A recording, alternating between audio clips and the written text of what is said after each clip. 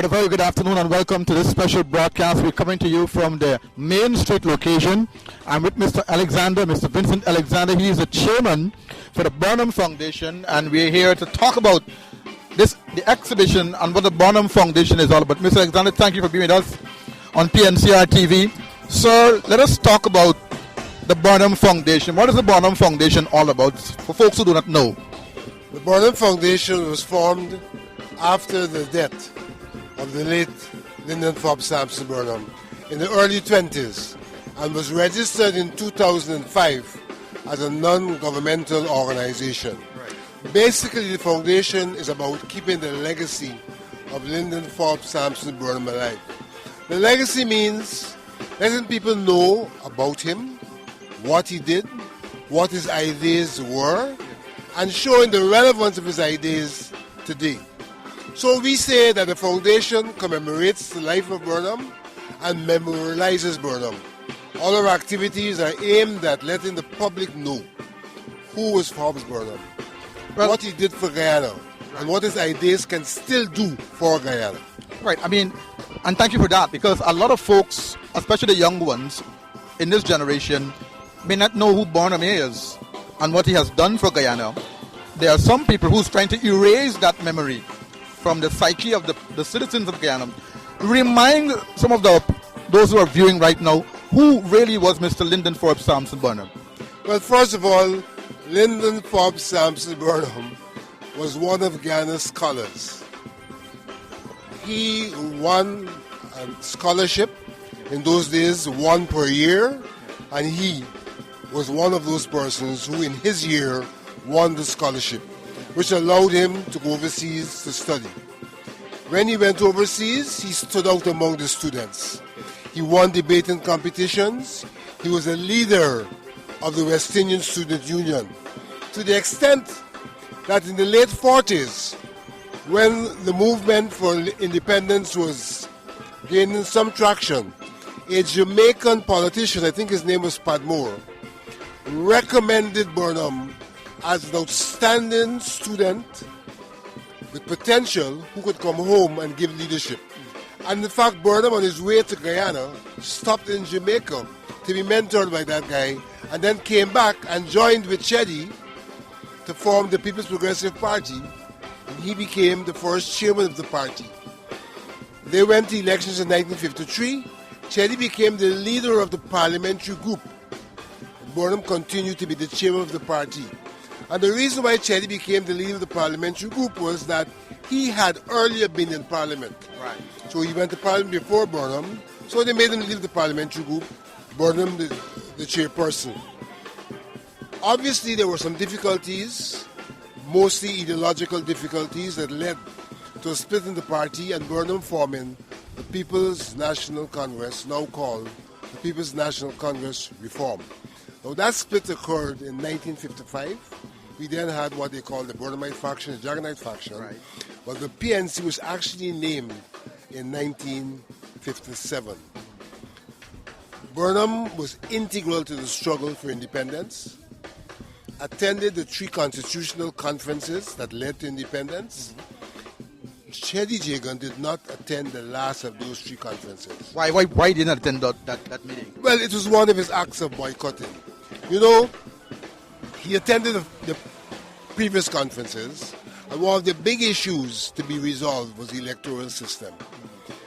The People's Progressive Party, after the split and in the 1957 elections, they got seats that were disproportionate to the number of votes because of the constituency system. It was in those circumstances that the advocacy came about for PR.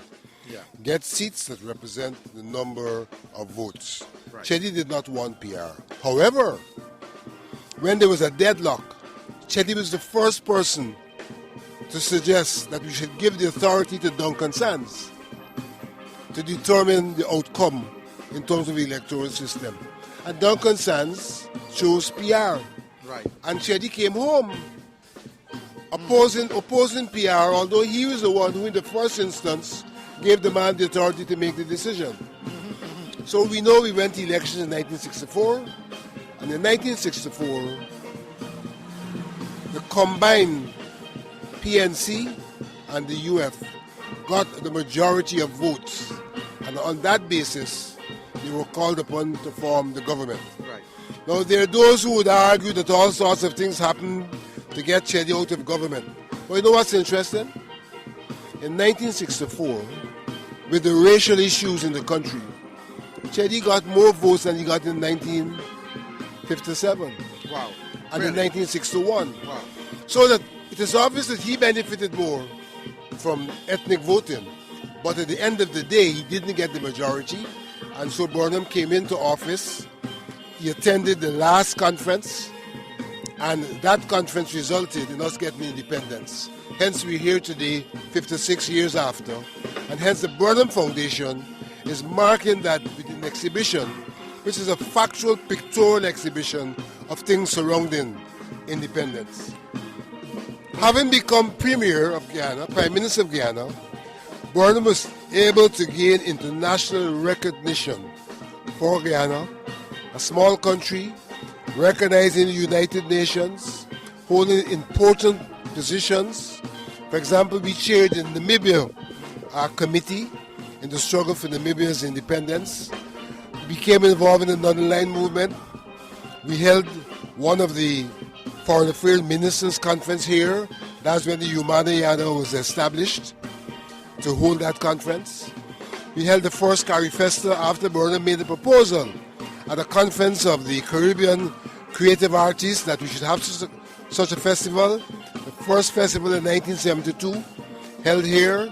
Hence we got the Culture Center to facilitate that. So you can see a host of milestones along the way when Burnham was in government.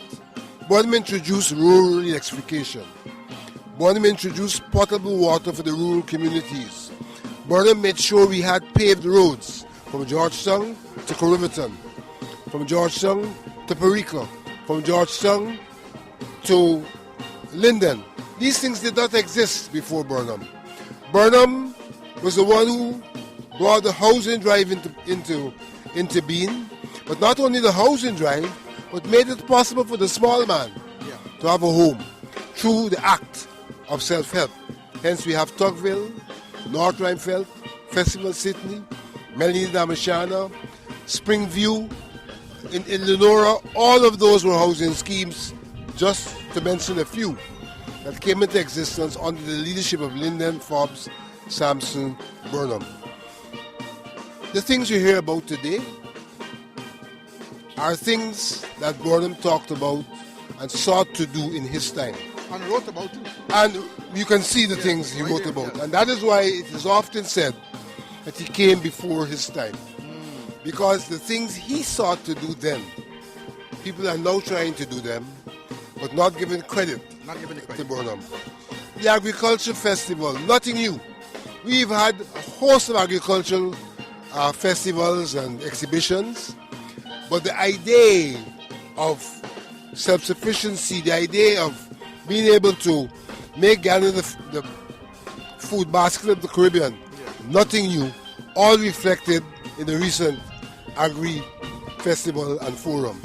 Burnham's ideas are still alive, with or without the foundation. But the role of the foundation is to ensure that we remind people, not only about, remind people that ideas that people are floating now were the ideas of Lyndon Forbes Sampson Burnham. And to ensure that ideas that are not floating are in fact floating, because we think they're still beneficial to the growth and development of Guyana. A lot of people want to know, Mr. Alexander, why is the legacy of Lyndon Forbes Sampson Burnham not being taught in schools? Why is that not so? And how could it be revolutionized in this country? Let me answer that question this way. In fact, our history is not being taught properly. The history of Guyanese is not being taught. It's not. We have something called social studies with patches. Right. So, for starters, our history is not being taught. Secondly, those who are in charge have no interest, for political reasons, in the population knowing the contribution Burnham made to making Guyana the place it is today. And so that is another reason why one would not see the history being taught. And in fact, the history being revised and told in various ways that are not true to the young people today. All those speeches made by the current leaders, they either omit Burnham.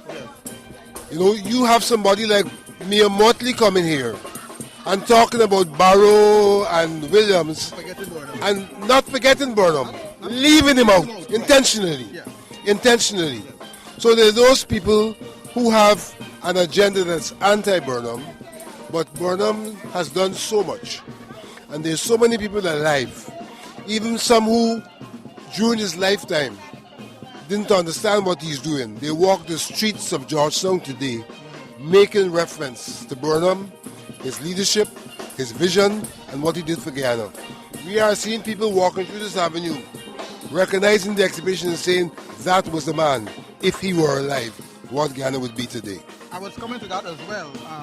So the issue about having a kid in school is not on the agenda of this government, or any government, I would want to say, to have Burnham legacy being written in school. Not just Burnham, but all the presidents. All the presidents' legacy to be at least taught in school as a main history subject. As you rightfully said, the nation history is not being taught properly. And that should be embedded in the nation's history, as an aspect of the nation's history. Putting on another cap, I can say to you that one of the things that the Father G, the National Decade for People of African Descent, is advocating for, in fact, is a teaching of Guyanese history. And in ensuring that in that teaching, that the contribution of African Guyanese finds its rightful place. And that will definitely include the contribution of Lyndon Forbes Sampson Burnham. Let us go back a little bit to the exhibition. A number of persons would have passed through this tent during the course of the week. Who would you say would have, if you could remember, some of the most notable persons would have passed through here during the course of the week? Remember any of them? Mayors, anybody, government ministers, government workers? Well, we know we've had the leader of the opposition was here. Yeah, I said the leader. He is visited, and I've noticed some other members of the CC as well. Herself is here, and there are other members of the CC. But you know, the way you ask the question, I'd like to answer it differently. For me, most noteworthy is the presence of ordinary people. And I have been able to speak to young Guyanese of both ethnic groups, Indo, Afro, Amerindians. And in speaking to them, what has been most critical and most important is what they did not know and what they have come to know. And the fact that some of them, having heard about this exhibition, left their homes specifically to come to get to know. That's what's most important for me. It is nice to have the big ones visit, but more critical is to give the foundation the opportunity to share with the young people the history of Guyana, the history of Lyndon Forbes Sampson Burnham, his contribution, and for them to see his ideas both at work and his ideas that can still be put to work. And that's what this is all about. Right. So this concludes on the 28th. Definitely. What would you like to see more done with exhibitions like this? Are you going to go into other regions and do it, at least do an exhibition like this? Is that a plan for the foundation? This is not the first exhibition we're doing. We've done exhibitions before, including exhibitions in the library. We've gone to New Amsterdam, we've gone to Linden, and there's been a call, particularly with this exhibition, for us to move it around the country, and we are going to give serious consideration to moving this around the country.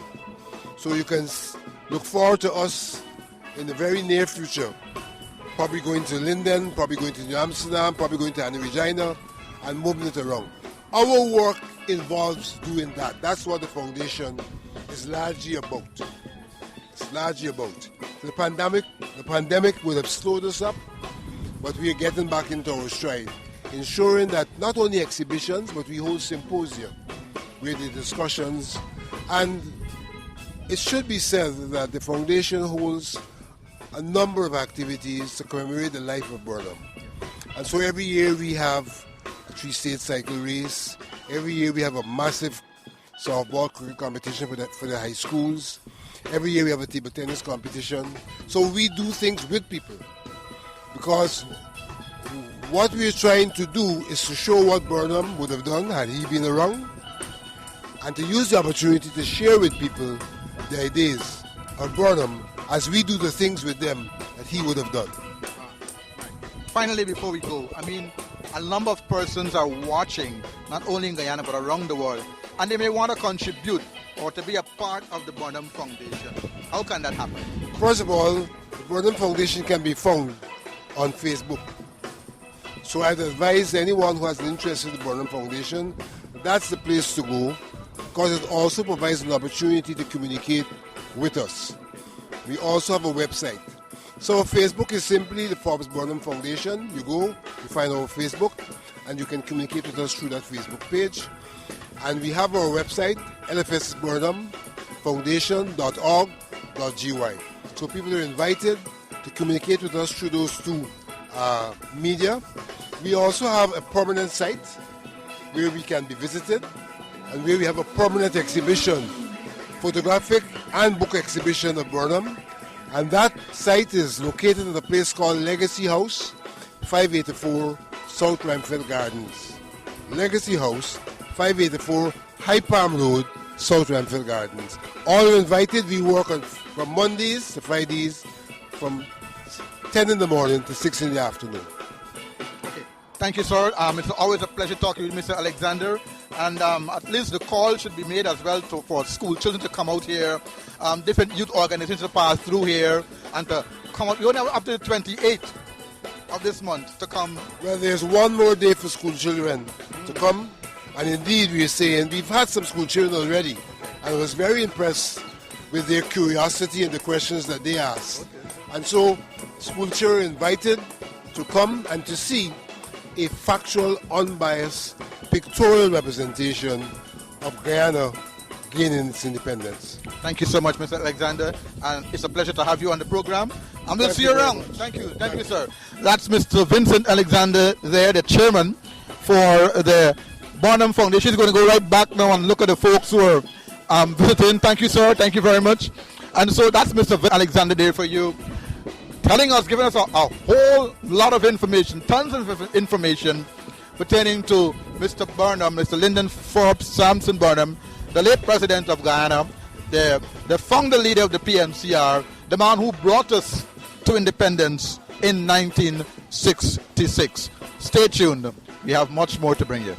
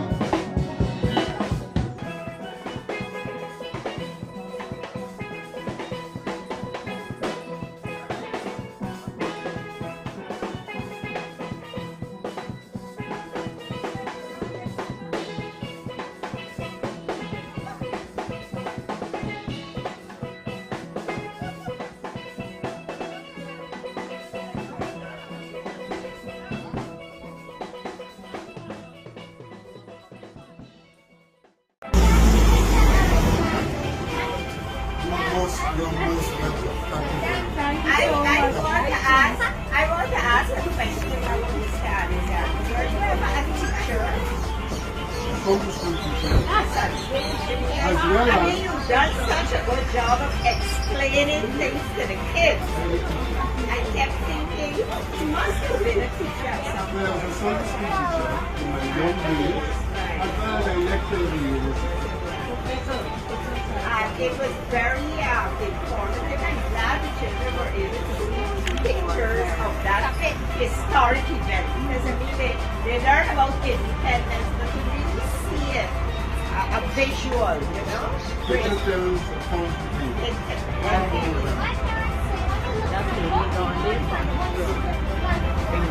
Right. So thank you very much and have a good day.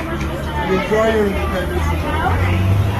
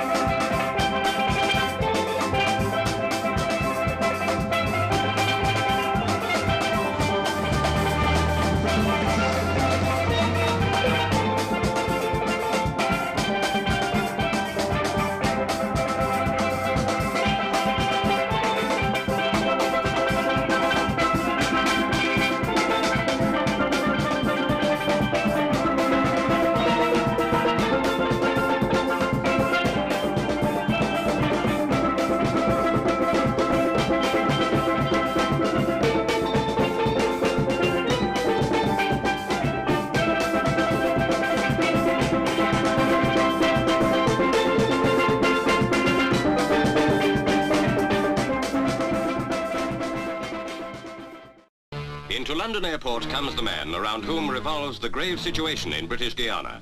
Dr. Chede Jagan, the deposed Prime Minister of the colony, is here to protest against the government's claim that he and his American-born wife led a plot to make Guyana a communist-controlled state.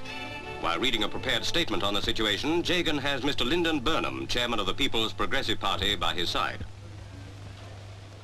This is just another of the gimmicks being used by the opposition. At first they said we would not hold elections. Then secondly, Forbes Burnham, Prime Minister. they said we would use voting machines. Now voting machines have not been used. They've got to find another gimmick, and the gimmick now is the overseas vote, which is something that is provided for under the Constitution. I'm not in any way concerned about that. And I give politicians who are losing the right to find gimmicks. This is a pretty serious gimmick in one sense, because unless I'm wrong, there are 67,000 foreign voters. Not foreign voters. There are Guyanese resident overseas entitled to vote under the Constitution. Okay, fair enough. 67,000 people have been registered overseas. They are eligible to vote in this election. This forms 1/6 of your electorate. Now, is it fair that a sixth of your possible total electorate should be living overseas? There's no question of fairness. In the last American elections, over 3 million people overseas voted. It's a question of your Constitution. If your Constitution permits your residents overseas to vote, they are entitled to vote. What is all this nonsense about fairness? Can the Constitution be unfair? Elections aren't elections unless they're free. As a matter of fact, perhaps it's somewhat tautologous to speak of free elections. Many people have told me, though, that this election is completely rigged. Sure, they will say that. Did they say that we were going to use voting machines? Didn't they say that we weren't going to have elections? Now, you must pull a rabbit out of the hat every time. Is this really just a rabbit? It is a rabbit so far as I am concerned. What do you think of Dr. Jagan? A communist. More of a communist even than Tito, because while Tito objected to the Russian invasion of Czechoslovakia, as also did the Western communist parties, he justified it. Can you give me any idea of what you think about him personally? A very charming person, but a most incompetent administrator. Do you think he's fit to rule this country, to govern this country? The electorate didn't think so in '64, and I have good reason to believe they wouldn't think so in '68 either. Going back to the foreign voters, would you agree with a figure of just over 43,000 foreign registrants in Great Britain? It is not for me to agree or disagree. It is a matter of what comes out in the register under the processes set up by law. And you are satisfied that these processes, which were set up by law, Have been carried out. And are you satisfied that they were carried out accurately, efficiently, and that they are completely valid? So far as I am aware, yes. You are sure about this? So far as I am aware. You don't expect me to account for every single person all over the world, do you? Are you 100% satisfied that the electoral process, the setting up of the election, has been completely impartial? I am. Could you repeat that and amplify it? What have I got to amplify? As Prime Minister, I say that I am satisfied that the electoral process was impartial. Have you given them a timetable? Have you set any deadline by which how we will be by at least two heads of state, two heads of government, including the head of government. It must be noted that against the background of the charges that the last general elections in Guyana were not free and fair, that your government has now said no to outside observers. Some people may suggest to you that you seem to have something to hide. What do you say to that allegation? I say it's nonsense. We are not a colony. Does anyone think of sending to the United States to observe their elections when there are tales about ghosts voting in Cook County? When there were the allegations of fraud by former President Ford? Is a piece of impudence. We run Guyana. Let us settle our differences in Guyana. Lord Chitnis, I mean, and Lord Avery, had better apply their efforts to matters which concern them. You see, there are some members of my opposition who remind me of a statement. You can take a man out of a colony, but you cannot take the colony out of some men. What authority has shit this? Avebury and the rest over Guyana. Mr. President. This is not Namibia that is in a process. This is not Zimbabwe that was in a process. This is the independent cooperative Republic of Guyana. But sir, it would seem therefore that there's some inconsistency here, because you were in power when you allowed a mission to visit Guyana as an observer, with observer status at the last general election. Did I? No. You certainly seem to know more of what I did than I do. There are some people who do things in their sleep. Maybe I fall into that category. Mr. President. I didn't object to their coming to Guyana, but I didn't tell them they could come and observe. But they were there. For a few hours.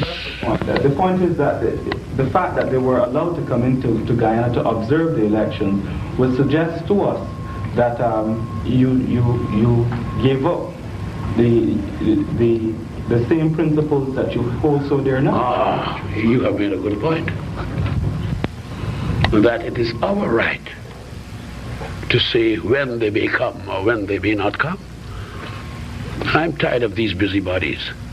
Let them go and mind their own farmyards. But sir, how can we take such a line when you're going to find yourself, when we talk about apartheid in South Africa, people... And that is because you fall into the fallacy of believing that a charge is a proven offense.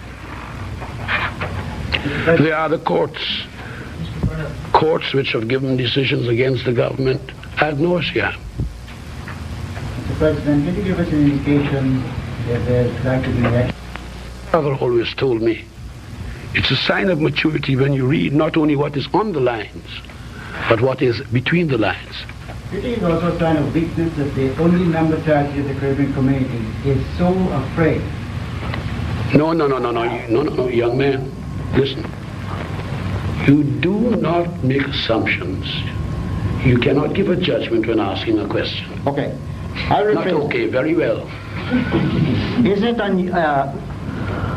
except Guyana, all other member territories of the Caribbean community, which, like Guyana, claim to believe in multi-party democracy, find no problem whatsoever in having anyone who so desires so come and observe the conduct of their election? Has anyone asked to go to any other country? Next question. Are you still batting very strong on the question of sports and apartheid? I noticed that... I don't bat. I'm not a cricketer. We have a firm stand. Are you still playing it on its merit that those who have played, people like Gooch and others who have played in South Africa, will still not be allowed to play in Guyana? Gooch, if anything, has exacerbated his offense by stating that he will go to South Africa again. In which case, we do not decide whether he should be a member of the English team. We, in the exercise of a sovereign right of control over immigration, will not permit him to come to Guyana. But what of other people who have been to South Africa and might not necessarily have stated their intention to go to Well, that is a matter of consultation at the moment, and I should prefer not to discuss it any further. Mr. President, earlier in this press conference, you said that you hunting means to protect yourself both formally and informally, sir. What do you mean? Just what I said. I can't understand the informal aspect of it. What do you mean, sir? Think about it. You're not going to answer, sir? No, it's a waste of time.